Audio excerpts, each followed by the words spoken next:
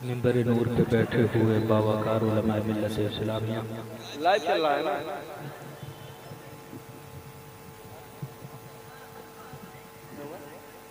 بالخصوص مفتی شہر گورکھپور حضرت علامہ مفتی اختر حسین صاحب قبلہ ظہر منانی، امام گورکھپور حضرت علامہ مفتی معراج صاحب قبلہ دامت برکاتہم العالیہ،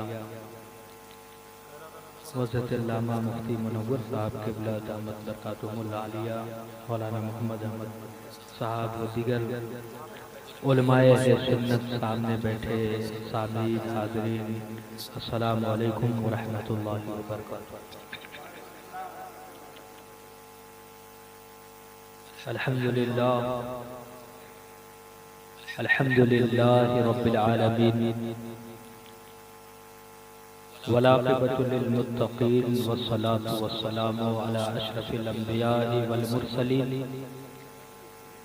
وعلى آلہ الطاہرین واصحابہ المطہرین، اما بعد، فاعوذ باللہ من الشیطان الرجیم، بسم اللہ الرحمن الرحیم۔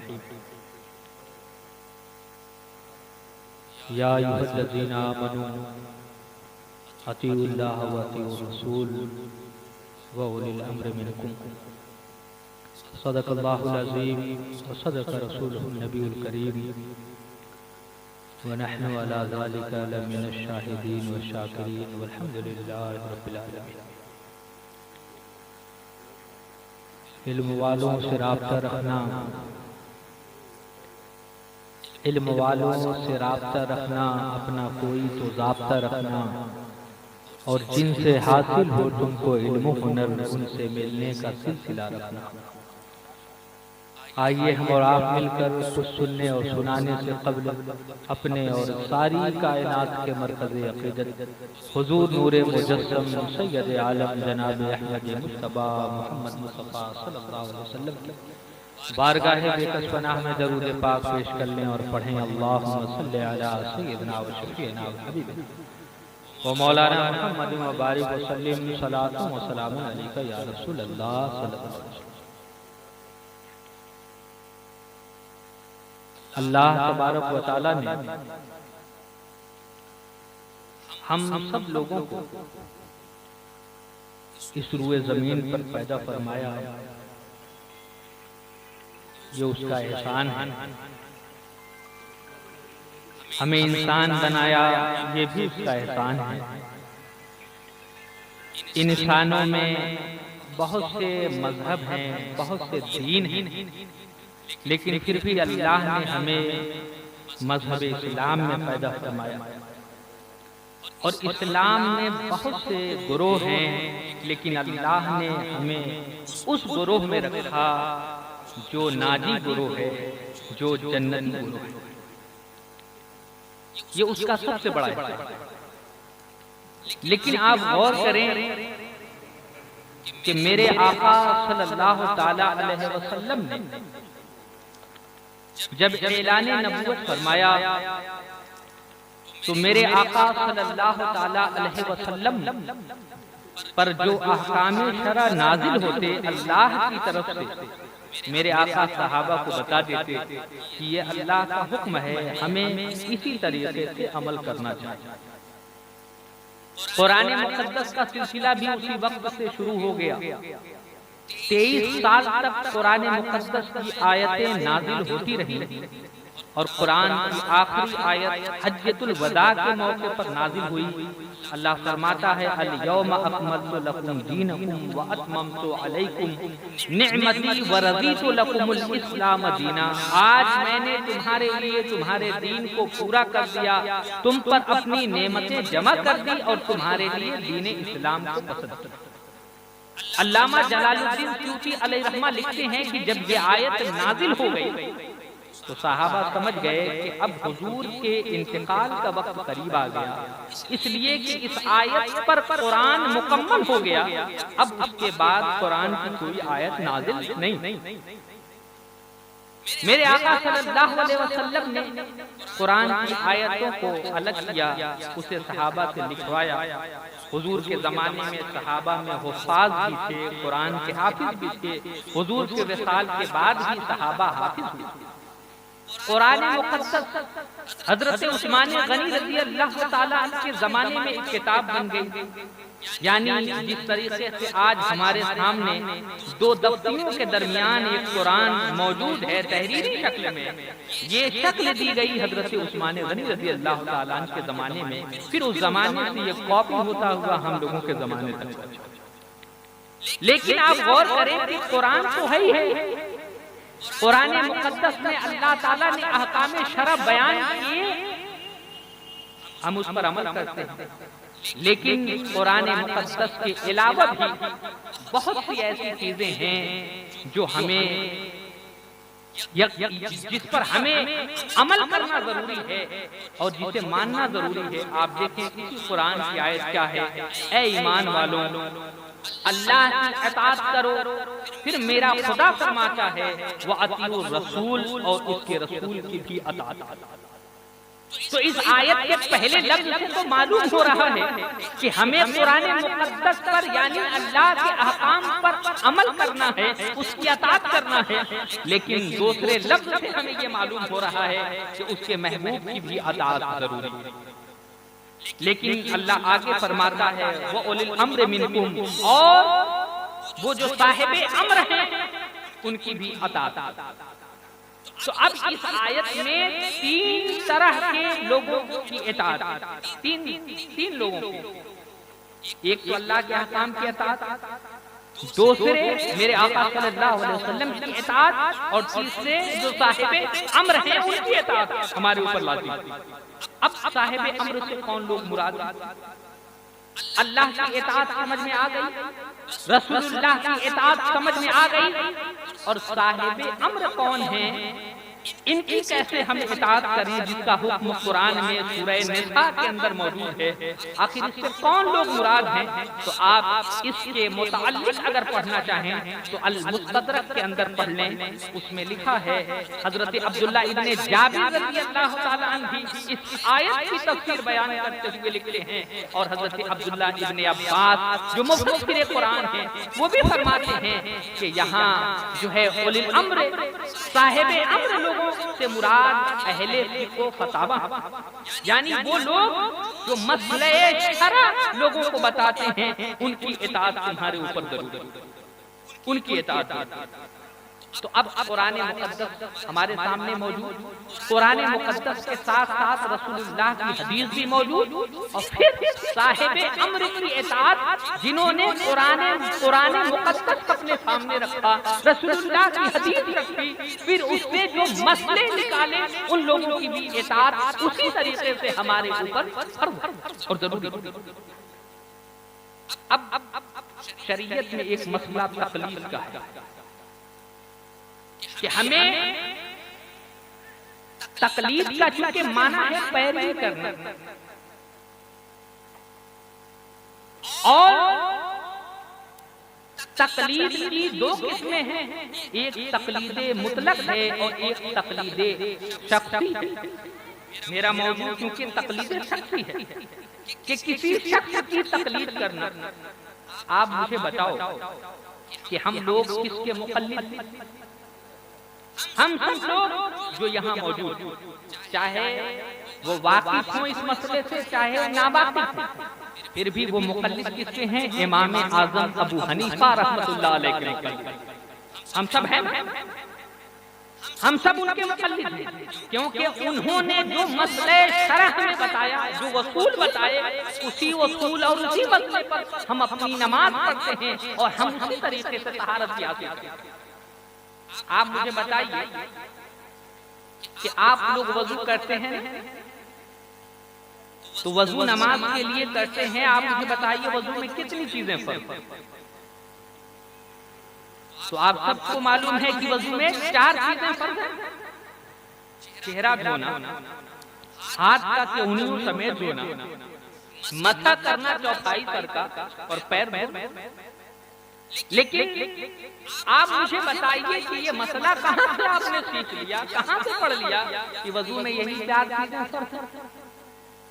یہ امام اعظم ابو حنیفہ رحمۃ اللہ تعالی علیہ کی فقہ میں انہوں نے جو بیان کیے ہیں اس اعتبار سے وضو میں 4 چیزیں فرض، لیکن اگر فقہ کی کتابیں آپ پڑھیں تو آپ کو معلوم ہوگا کہ اس مسئلے میں ائمہ نے اختلاف کیا۔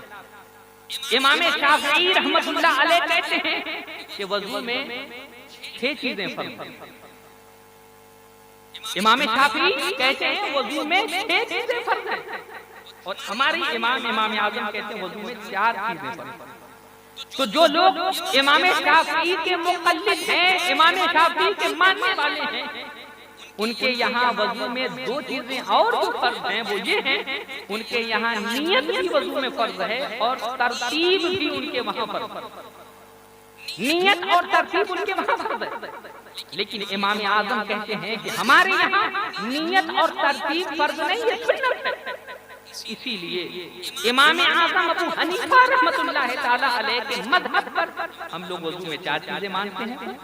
تو آپ میں سے کوئی شخص ایسا ہے جو یہاں بیٹھا ہے وہ یہ کہتا ہو نہیں وضو میں 4 چیزیں نہیں، وضو میں 6 ہیں یا 5 ہیں؟ نہیں، ہر کوئی 4 مانتا ہے۔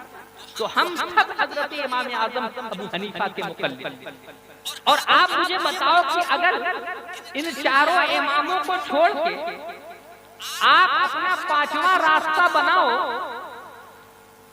اور 5ویں راستے پر عمل کرو تو کیا آپ کے لیے یہ ضروری ہے کہ آپ صحیح راستے پر ہی ہو؟ ایسا کوئی ضروری نہیں، کیونکہ آپ کتاب اٹھائیں، اس کتاب کا نام بھی میں بتا دیتا ہوں، ساوی، تفسیر ساوی علی الجلال، تفسیر ساوی اٹھائیں۔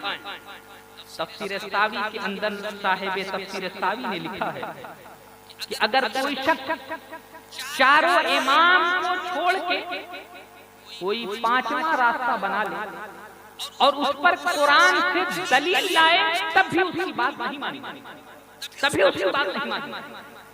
اگر 4 امام کو چھوڑ دے، امام اعظم ابو حنیفہ کو چھوڑ دے، امام شافعی کو چھوڑ دے، امام مالک کو چھوڑ دے، امام احمد ابن حنبل کو چھوڑ دے، ان 4 امام کو چھوڑ کے اپنا کوئی 5واں راستہ بنائے اور اس پر قرآن سے دلیل لائے پھر بھی اس کی بات نہیں مانی جائے، اس کی بات نہیں مانی جائے۔ کیوں؟ ان 4 ائمہ پر اجماع ہو چکا ہے کہ ان کے علاوہ کوئی 5واں راستہ بنائے تو اس کے راستے کو اختیار نہیں کرے۔ یہی وجہ ہے کہ امام بخاری کا آپ نام لیں، امام مسلم کا نام لیں، امام ابو داؤد کا نام لیں، امام نسائی کا نام لیں، امام ترمذی کا نام لیں، صحیح ستہ کے 6 امام کا نام لیں، 6 کے 6 لوگ مقلد، اور یہ سب امام شافعی رحمۃ اللہ علیہ کے مقلد۔ اور یہ جو اکابر علماء ہیں، امام جو ہمارے امام ہیں نا، وہ کوئی معمولی ذہن کے بزرگ نہیں تھے، تھوڑے موڑے علم نہیں رکھتے تھے۔ آپ کو میں بتاؤں، خود ابھی کچھ دن پہلے یہ روایت امام شافعی کی میری نگاہ سے گزری کہ امام شافعی کی بارگاہ میں ایک شخص آیا۔ کس کی بارگاہ میں آیا؟ امام شافعی رحمۃ اللہ علیہ کی بارگاہ میں آیا۔ سوچئے، امام بخاری کا حوالہ دے رہے ہیں نا آپ، امام بخاری کی بخاری شریف کا، تو امام بخاری بھی امام شافعی کے مقلد، یہ بھی ذہن میں رکھیں۔ کسی کے وہاں آج کل کیونکہ نئے فرقے وجود میں آ گئے تو ان کا یہ ہے ذہن کی تقلید جائز نہیں ہے کرنا، تقلید جو کرے وہ شخص مشرک ہے معاذ اللہ، یا اس کے عقیدے صحیح نہیں۔ تو پہلے وہ یہ تو بتائے کہ امام بخاری جن کی بخاری شریف پڑھ کے لوگوں کو حدیثیں بتاتا ہے، وہ امام بخاری امام شافعی کے مقلد تھے، تو ان کے بارے میں اس کا کیا خیال ہے؟ بات سمجھ میں آ رہی ہے؟ امام مسلم امام شافعی کے مقلد تھے، صحائح ستہ کی 6 کتاب کے امام، 6 امام شافعی کے مقلد، ان کے بارے میں کیا کہے گا وہ؟ معذرا، اگر ان کے بارے میں بھی وہ اعتراض کرتا ہے تو پھر ہمارے بارے میں اعتراض کرے۔ باہر ہے امام شافعی کی میں بات کر رہا تھا کہ امام شافعی کے پاس ایک شخص آیا، اس نے کہا کہ حضور مجھے یہ بتا دیں کہ کس آیت سے تقلید ثابت ہے۔ یہ سوال کس سے ہو رہا ہے؟ امام شافعی کہ کس آیت سے تقلید ثابت ہے، یہ آپ ہمیں بتا دیں۔ امام شافعی رحمۃ اللہ علیہ نے فرمایا ٹھیک ہے، کل صبح میرے پاس آنا تو میں تمہیں بتا دوں گا کہ کس آیت سے تقلید ثابت ہے۔ وہ شخص چلا گیا، جب دوسرے دن صبح میں امام شافعی رحمۃ اللہ علیہ کے پاس وہ آیا تو امام شافعی رحمۃ اللہ تعالی علیہ نے قرآن کی ایک آیت سے یہی آیت غالباً پڑھی وہ اولی الامر منکم کہ صاحب امر کی بھی اطاعت بتائیں تکلیف کی، لیکن فرماتے ہیں کہ چلو اچھا ہوا کہ تمہارے لیے میں ایک آیت تلاش رہا اور اسی آیت کے تلاشنے میں نے 3 مرتبہ قرآن مقدس کی تلاوت کی، ایک رات میں 3 مرتبہ قرآن مقدس کی تلاوت کر لی تمہاری ایک آیت کے تلاشنے میں۔ اب آپ سوچو یہ جو ائمہ اربعہ ہیں جو ہمارے امام ہیں ان کا یہ حال تھا کہ ایک آیت جب تلاشتے، یعنی ایک آیت نہیں ایک مسئلے کی وضاحت میں جب قرآن کی کوئی آیت تلاشتے تھے تو ایک آیت کے لیے پورا قرآن کئی بار پڑھ لیتے، کئی بار پڑھ لیتے۔ تو آپ بتاؤ کہ یہ ہمارے امام ہیں جن کا حال یہ ہے، اور کوئی جاہل کہے کہ معاذ اللہ امام شافعی اس آیت سے ناواقف تھے، امام احمد بن حنبل اس آیت سے ناواقف تھے، یا امام اعظم حدیث کو نہیں جانتے تھے، جو اس کی اپنی جہالت ہے۔ اللہ نے ان اماموں کو الگ سے علم دیا تھا، ایک الگ سا پاور عطا فرمایا تھا، ان کے ذہن کو اس طرح کشادہ فرمایا تھا کہ انہوں نے دین اور شریعت کے مسائل صرف بیان نہیں فرمائے، اس کے وصول اور ضابطے بھی تحریر فرمائے۔ میرا وقت بہت زیادہ نہیں ہے کہ میں زیادہ اس مسئلے پر گفتگو کروں، اس لیے کہ تقلید کا مسئلہ بڑا لمبا چوڑا ہے، کبھی موقع ملے گا تو ضرور بتاؤں گا، بس اتنا ذہن میں رکھیں کہ بغیر تقلید کے چارہ نہیں ہے۔ آپ مجھے بتائیے، چلیے وہ زمانہ تو صحابہ کا تھا، تابعین کا تھا، تبع تابعین کا تھا، امام مجتہدین کا تھا، محدثین، مفسرین، مدبرین، آج 1400 سال بعد ہم موجود ہیں، آج ہم لوگوں کا زمانہ ہے نا، اور صبح قیامت تک رہے۔ ہر زمانے میں نئے مسائل پیدا ہوں گے کہ نہیں ہوں گے؟ ہوں گے۔ اچھا آپ مجھے بتائیے کہ آپ کی مسجد میں جمعہ کی نماز کا وقت کتنے بجے؟ شفقت بھائی آپ بتائیے۔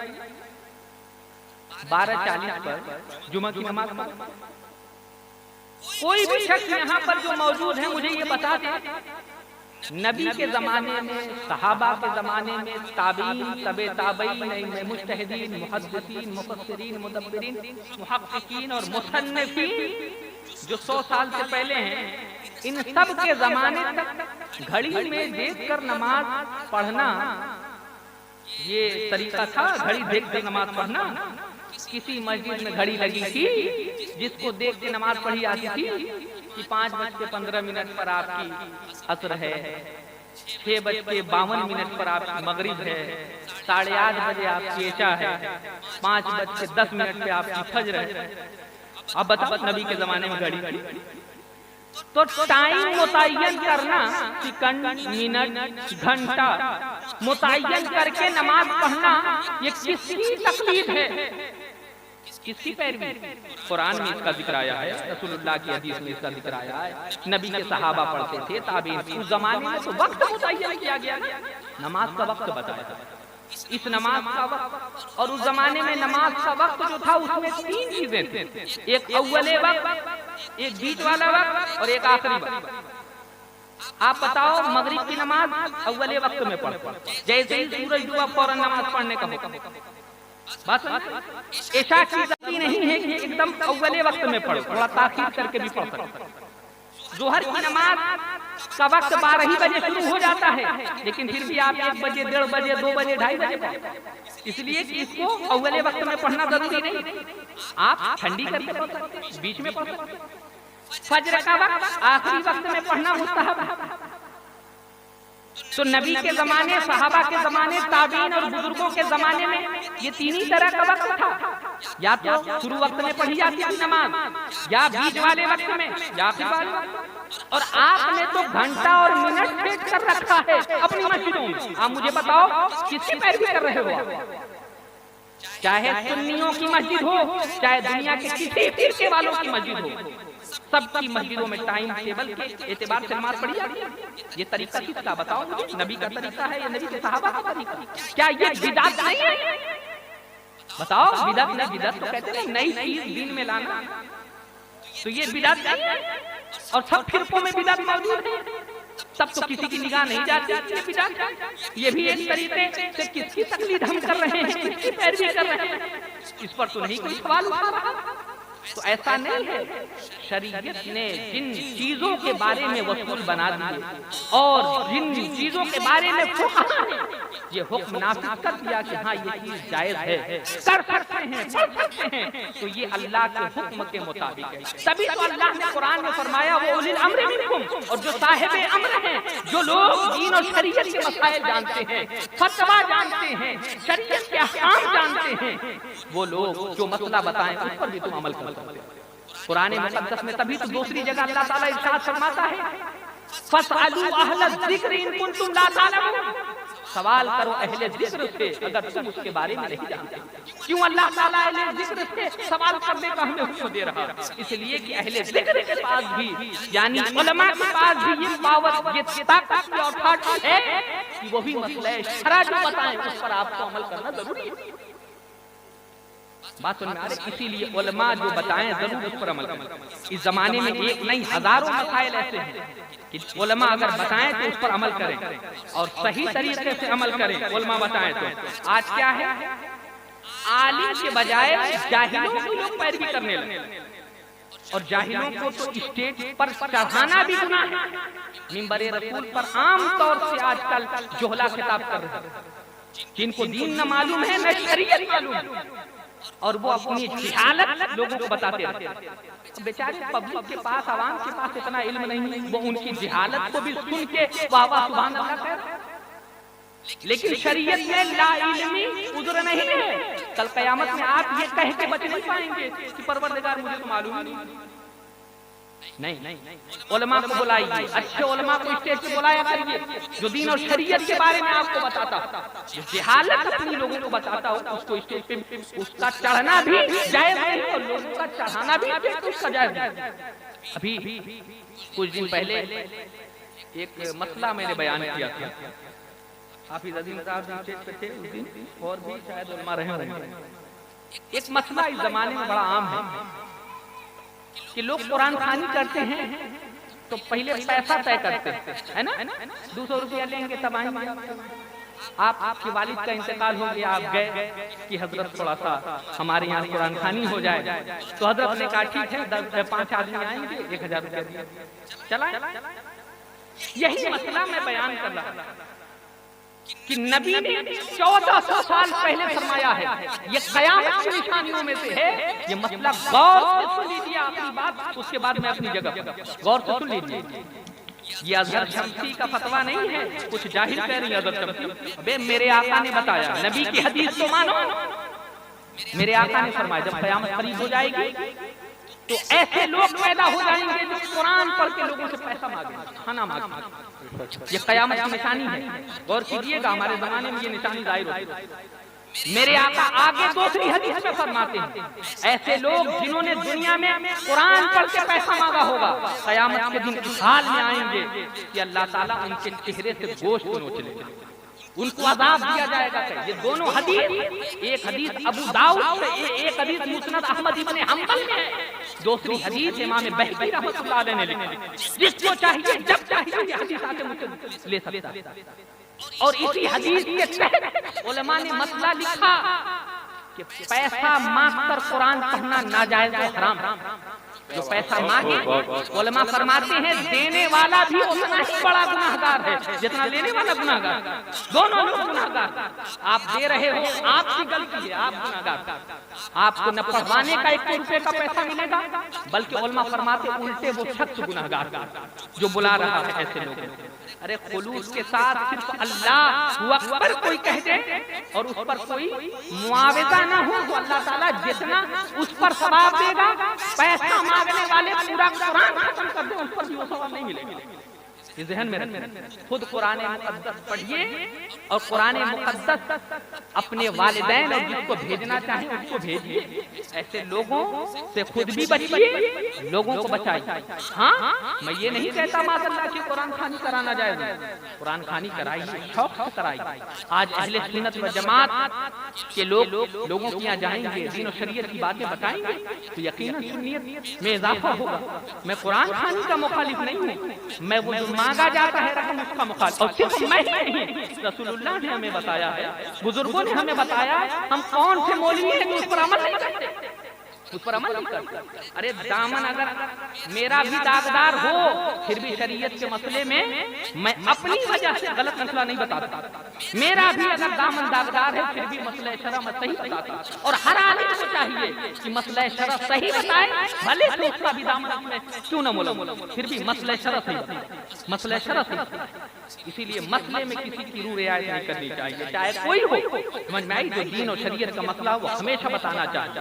اور بہرحال ابھی تو میں یہ بات زبانی بول رہا ہوں، انشاءاللہ میں یہ تحریری چیزیں لکھ کر لوگوں کے سامنے لاؤں گا۔ جو شریعت کا مسئلہ حق ہے وہ حق ہے، چاہے کوئی بھی اس پر عمل کرے، اس سے کوئی مسئلہ نہیں۔ بہرکیف میرا وقت زیادہ ہو گیا ہے، معذرت چاہوں گا حضرت، لیکن یہ ضروری مسئلہ تھا، اور بس تقلید کا مسئلہ چل رہا تھا، پیروی کا، تو اسی لیے اچھے علماء کی پیروی کریں، جو دین شریعت کے مطابق آپ کو شریعت کا مسئلہ بتائیں ان کی پیروی کریں، ہر کسی کی پیروی کی ضرورت نہیں ہے، غلط مسئلے کی پیروی کریں گے خود بھی گناہگار ہوں گے۔